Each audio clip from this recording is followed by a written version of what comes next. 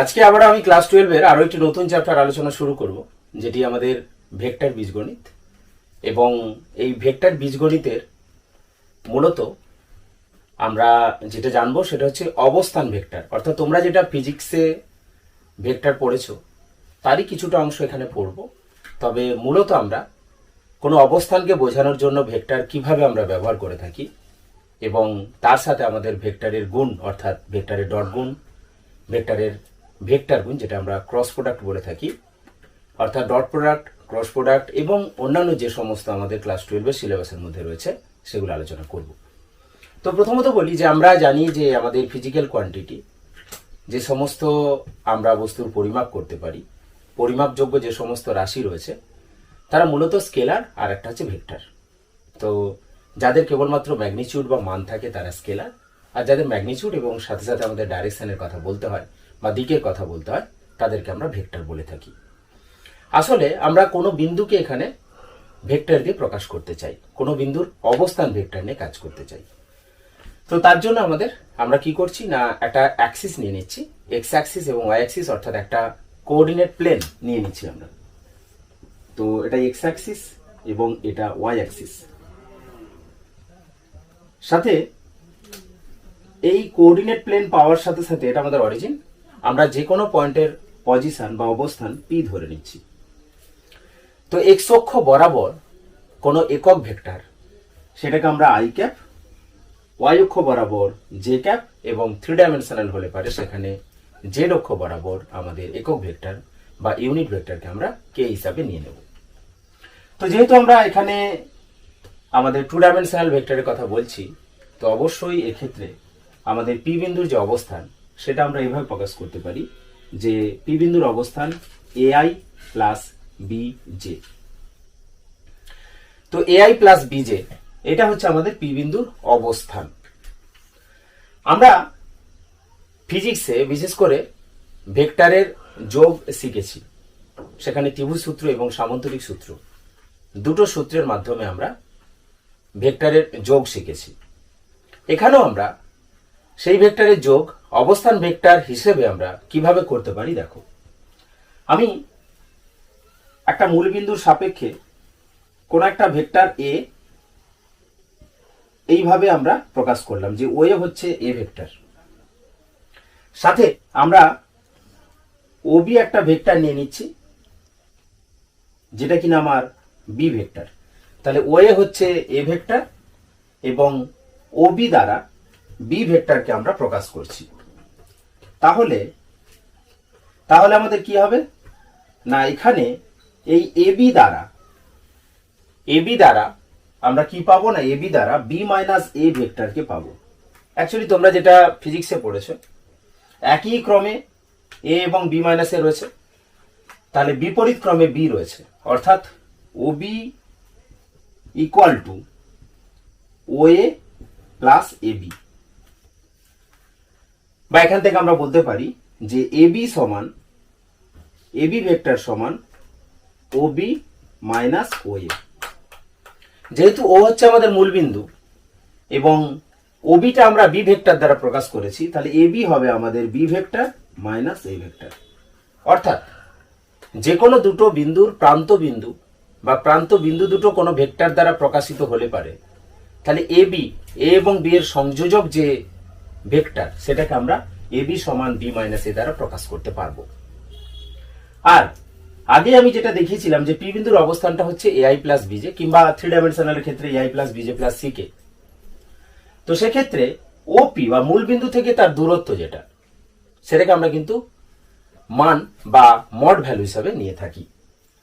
এখন এখানে আমরা এবি ভেক্টরটা পেয়েছি বি মাইনাস এ, তাহলে এবির মড অর্থাৎ এবি ভেক্টরটা সেটা কি হবে, এর মডটা হবে কি না এই এবি ভেক্টরের মান, এবি ভেক্টর এবি এর মান। তো মান বোঝানোর জন্য আমরা মড ইউজ করব। তো মড মানে দূরত্ব অর্থাৎ মান। তো এক্ষেত্রে আমরা যেটা প্রথমেই নিয়েছিলাম যে পি বিন্দুর অবস্থানটা যদি এআই প্লাস বিজে হয়, তাহলে অবশ্যই আমার এই দূরত্বটা বি একক, এই দূরত্বটা এ একক এবং ওপি যেটা কিনা আমাদের এআই প্লাস বিজে এর মানের কথা বলছি, সেটা হয়ে যাচ্ছে আমাদের A square plus B square. তাহলে যে কোনো ভেক্টর এআই প্লাস বিজে কিংবা X I plus Y J যাই থাক না কেন, সেক্ষেত্রে তার মড নেওয়া মানে আমরা কি পাবো না root over of A square plus B square কিংবা root over of X square plus Y square এই আকারে।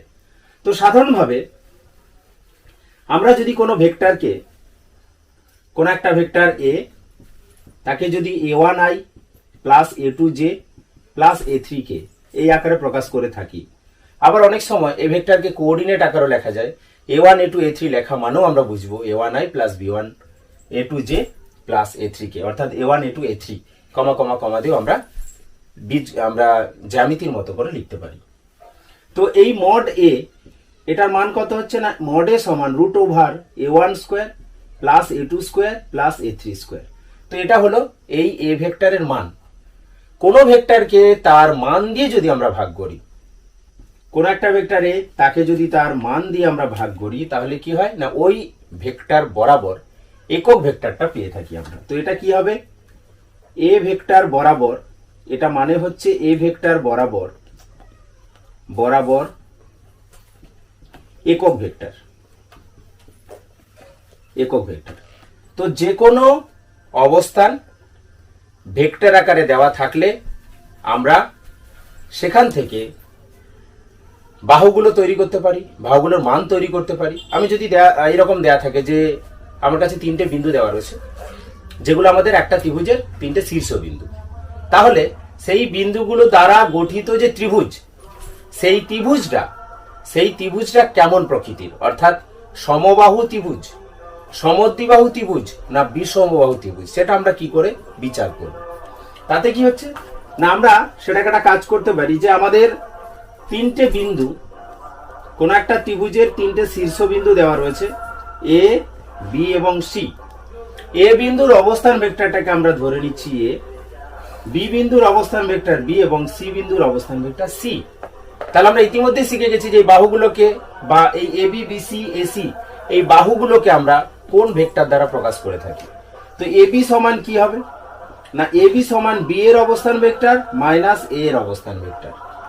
বিসি সমান কি হবে না বিসি সমান সি এর অবস্থান ভেক্টর মাইনাস বি এর অবস্থান ভেক্টর, এবং এসি বা সিএ, এসিটা হবে আমাদের সি এর অবস্থান ভেক্টর মাইনাস এ এর অবস্থান ভেক্টর।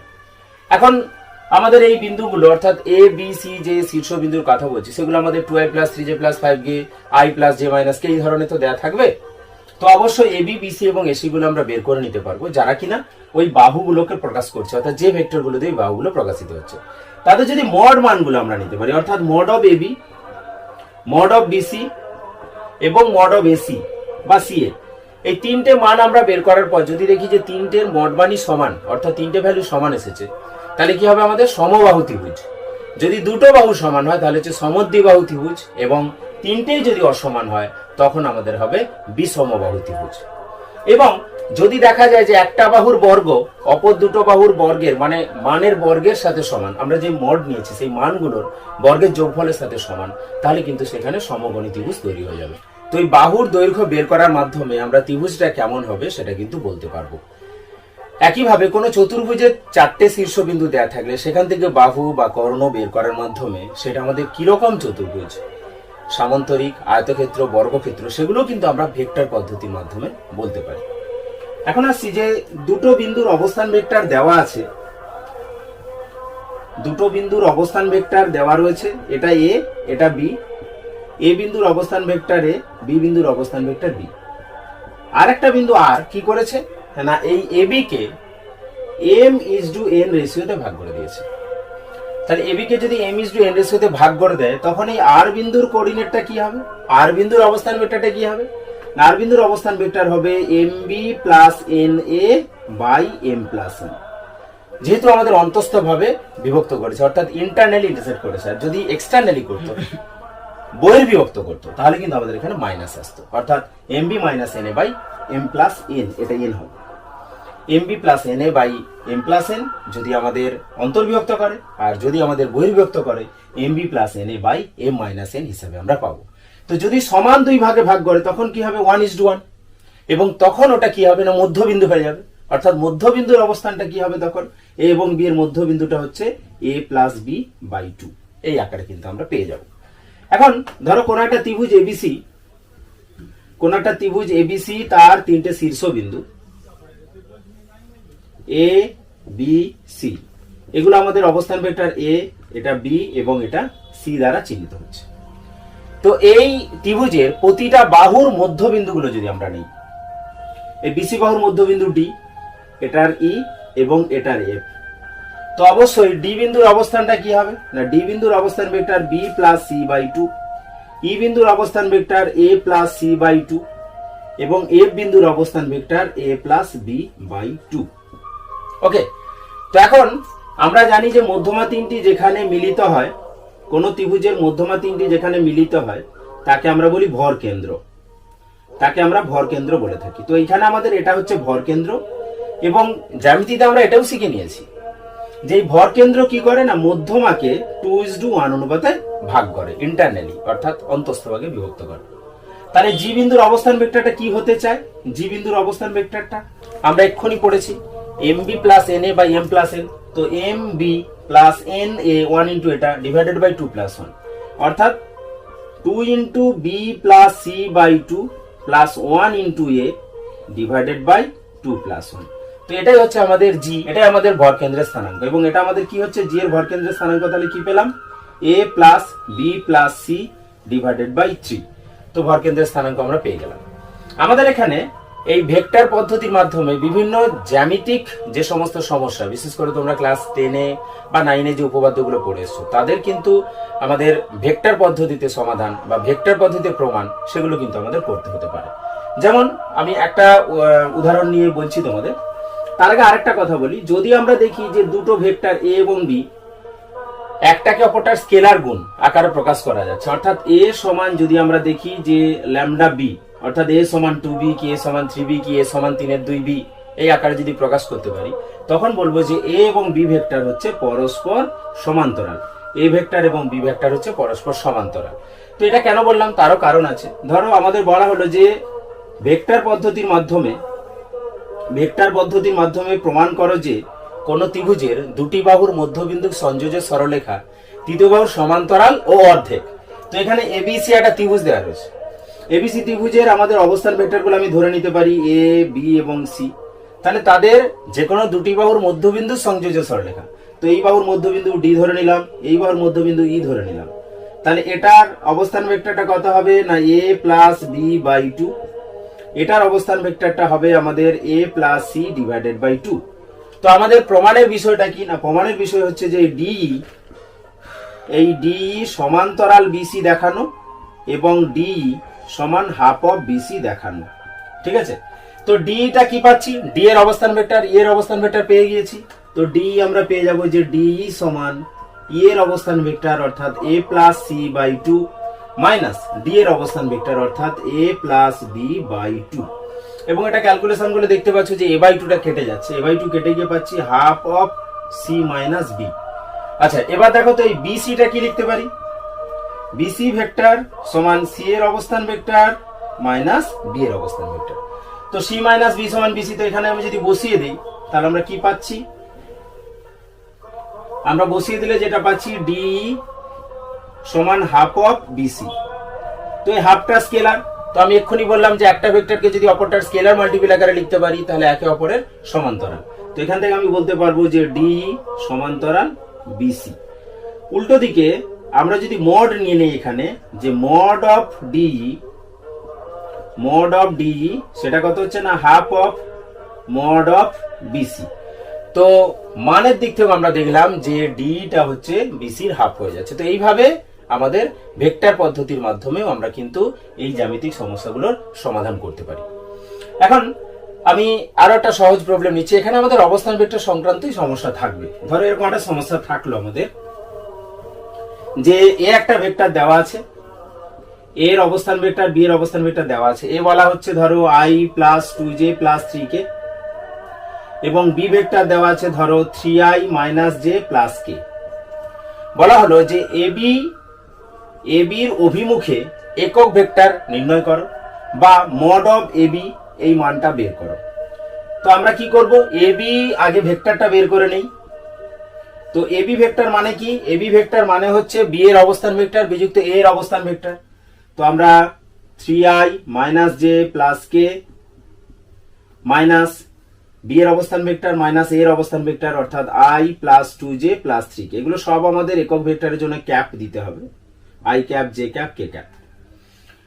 তো এবি সমান কি পাচ্ছি? 3i মাইনাস i অর্থাৎ 2i, minus j minus 2j অর্থাৎ minus 3j, k minus 3k অর্থাৎ মাইনাস 2k। তো এটা হলো আমাদের এবি। এবারে মড অফ এবিটা যদি আমি ক্যালকুলেট করি, মড অফ এবি তাহলে কত হবে? আমি একটু আগে বলেছি যে ai প্লাস bj হলে root over of a square plus b square, a1i plus a2j plus a3k হলে পারে root over of a1 square plus a2 square plus a3 square.